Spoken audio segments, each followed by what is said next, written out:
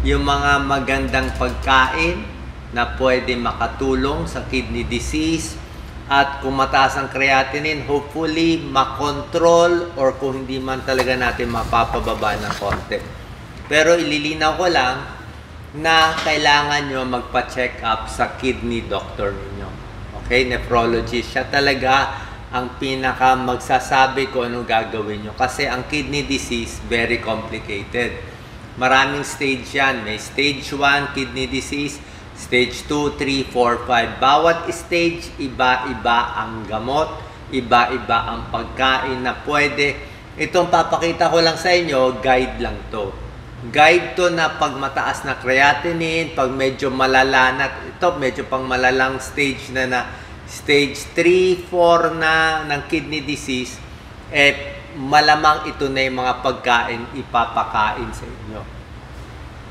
So, mabababa niya creatinine, hindi natin masabi, pero kung itong mga healthy foods kakainin natin, sigurado bababa blood pressure mo. Mas healthy to Tapos, pati blood sugar mo, mas healthy. Siyempre, ayaw natin matataba, maaalat.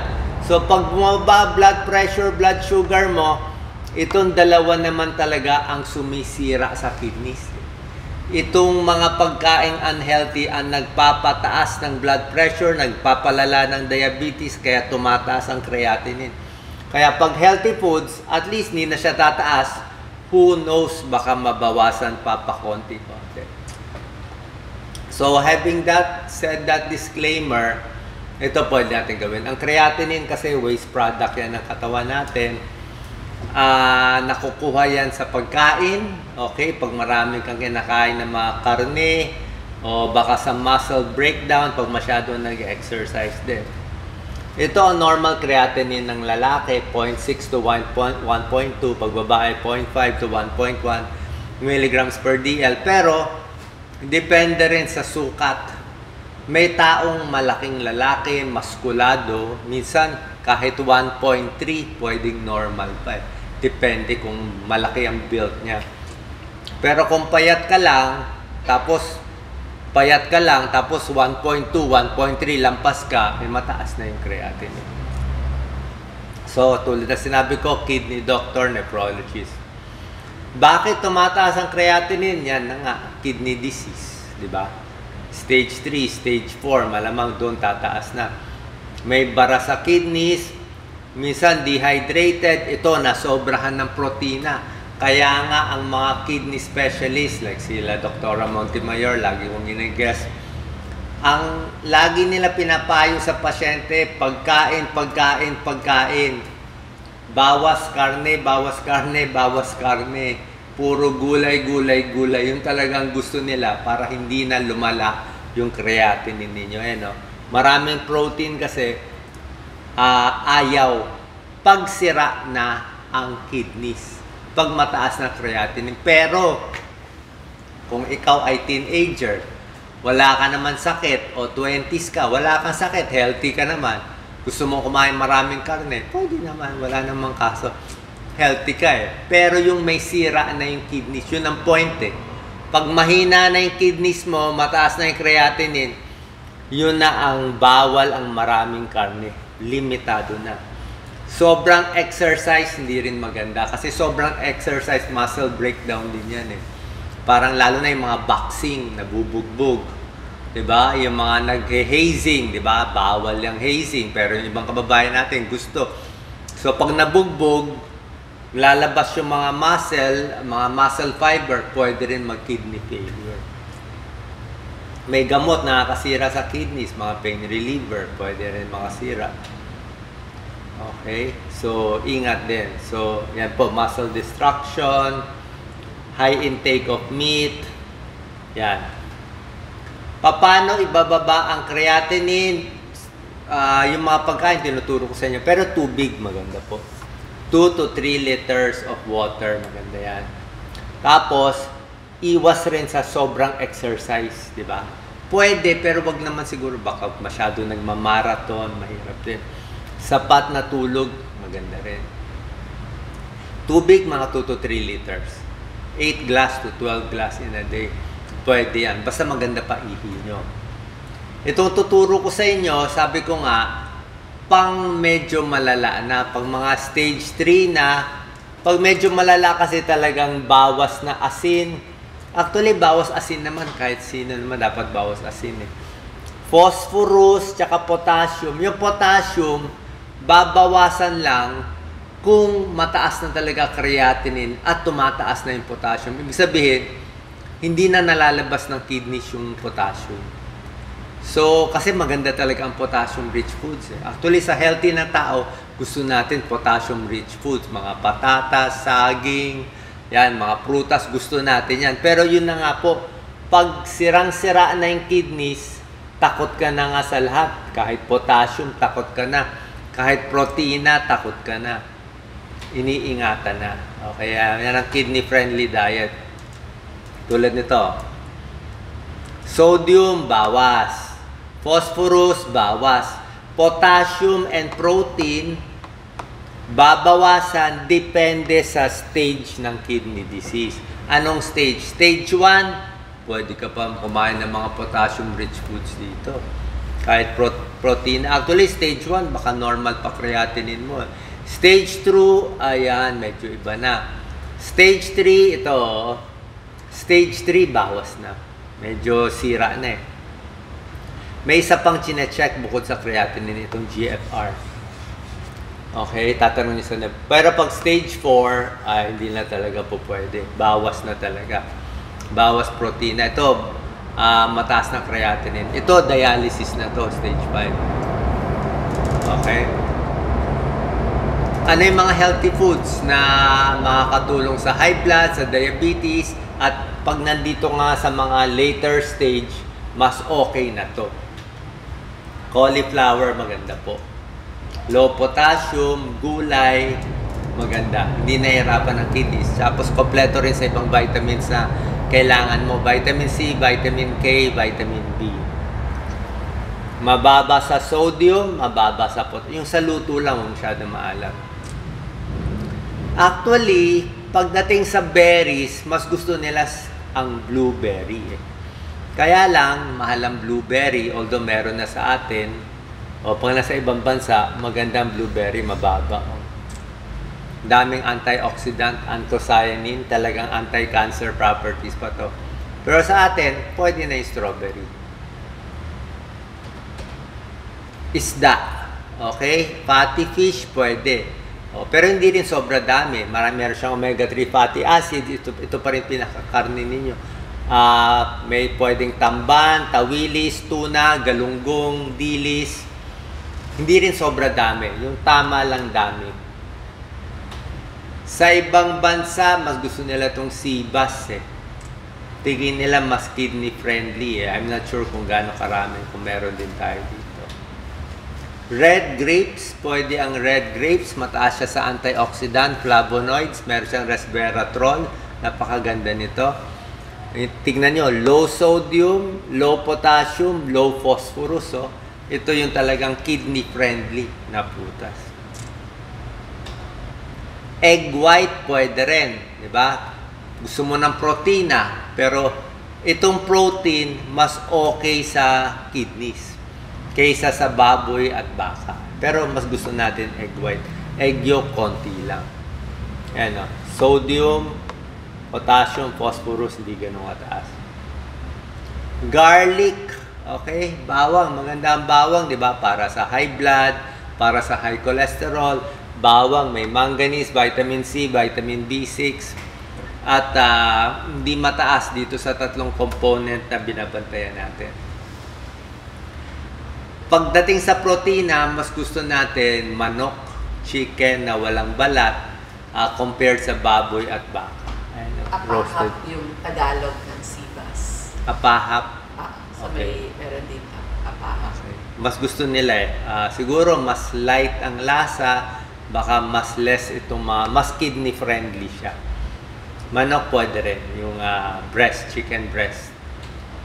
Cabbage, repolyo. Maganda repolyo, di ba? Pampapayat, okay din ang repolyo. Vitamin K, vitamin C, maraming vitamin D, maraming fiber para maganda pagdumi mo. Low potassium, low phosphorus, low sodium. Kaya nga, gulay. Diba? Bawas sa karne. Onions, okay din. Pampalasa. Ang baba na habalang sodium, baba rin ng potassium and phosphorus. Mataas sa vitamin C, vitamin B. Meron ding mga prebiotic fibers. Pineapple, pwede. Okay? Low potassium ang pineapple. Sa mga prutas kasi, hindi lahat nga kung mataas na ang potassium nyo, yung saging medyo bawas na yun. Saging patatas. Pero, medyo end stage na yun. Kaya nga sabi ko sa inyo, payo lang to, pero itong tinuturo ko malamang pag medyo malalang kidney disease. Baka naman yung creatinine ninyo, konti lang ang taas. Allowed pa kayong mag-potassium. Allowed pa kayong magdami konti ng protina. So, okay lang. Kaya nga sinasabi ko, ang nephrologist nyo, ang kidney doctor nyo, ang Supreme Court, siya magsasabi, pwede gano'ng karaming potassium, phosphorus, at protein, pwede ka. Pero yung sodium, gusto natin bawas. Pero ang pineapple, pwede to. Any stage, may bromelain, vitamin C, manganese. Radish, maganda rin. Low potassium din pala siya, low phosphorus.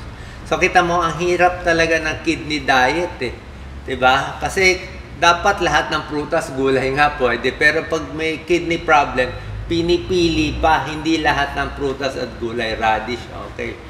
Singkamas. Singkamas, maganda singkamas, Alternative siya, provides Labanos, fiber. singkamas. Labanos, singkamas, pwede siya. May protein, may konting phosphorus, potassium, medyo mababa din.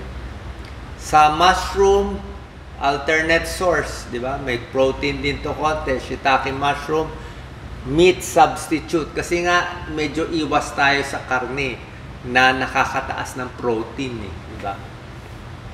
Yung karne kasi nagpapataas ng creatinine, di ba? Kaya konting iwas, kaya meron tayo egg white, meron tayong shiitake mushroom, di ba, na meat substitute para malasahan. Sabi nga sa karne, kung may karne kayo, dapat parang giniling lang Kasi giniling mas konti, napapadami mo siya. Yan. Very healthy ang shiitake mushroom, may anti-cancer properties pa to. Mababa pa sa sodium, potassium, and phosphorus. Bell pepper, okay din siya. Mataas sa vitamin C.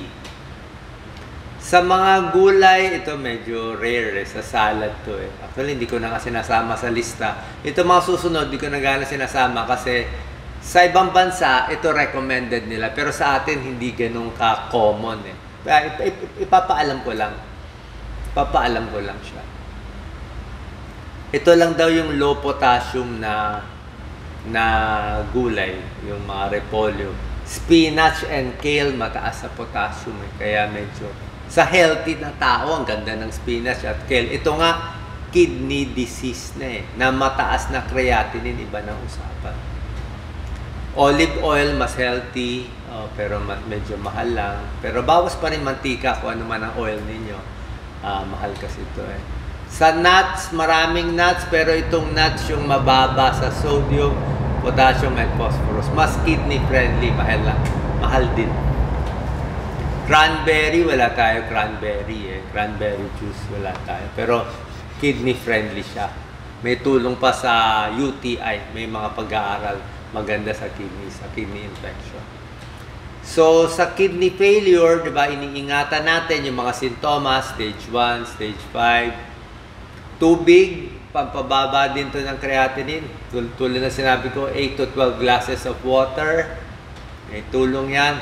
Huwag masyado magja-jogging. Ayaw nga lalo na kung may sira. More lakad. Moderate exercise. Tulog, napakahalaga. Nababawasan yung pagdami ng creatinine pag maganda tulog natin. Less toxins. 7 to 9 hours of tulog. Pain relievers. Ayan, tulad na sinabi ko, iwas sa pain reliever, nakakasira ng kidneys. Marami nasisira kidney, sinabi ko na kanina. Hindi lahat ng antibiotics masama. Meron lang iilang antibiotics. Kaya papaalam nyo sa kidney doctor.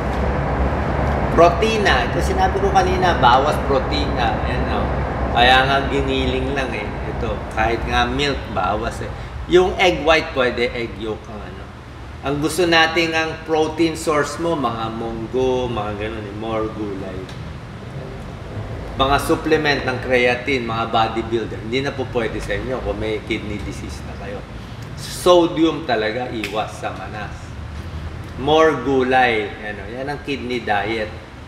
Less salt, bawas protein, ito lang tamang protein, isda, heart healthy, yung mga delata maalat. Green tea, herbal tea, question mark, chamomile tea, pwede naman. Siyempre, dapat makontrol ang diabetes. Pag control ang diabetes, mas hindi masisira ang kidneys. Dapat control ang blood pressure. Control ang blood pressure. At meron ding mga gamot na ito, hindi ang doktor nyo lang magbibigay. Bawal mag-self-medicate dito. Ang kidney doctor nyo, nephrologist, siya magbibigay malamang ng mga losartan, o ibang mga sartan, valsartan at iba pa. Depende sa stage. May stage pwede bigyan, may stage na bawal bigyan. Kaya maselan ito. Maselan to. Huwag mag-self-medicate, tanong sa nephrologist. Meron din mga ketosteril na binibigyan. Okay?